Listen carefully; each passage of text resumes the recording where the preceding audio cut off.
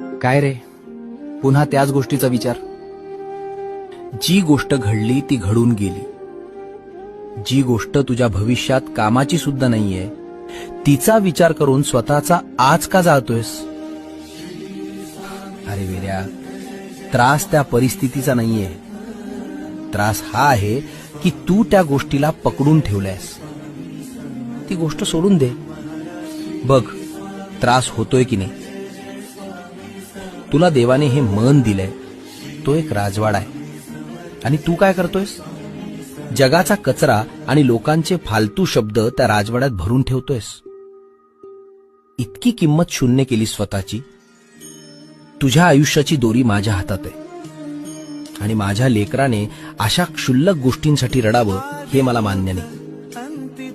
आज, आत्ताच, या क्षणाला तो विषय मनातून काढून टाक.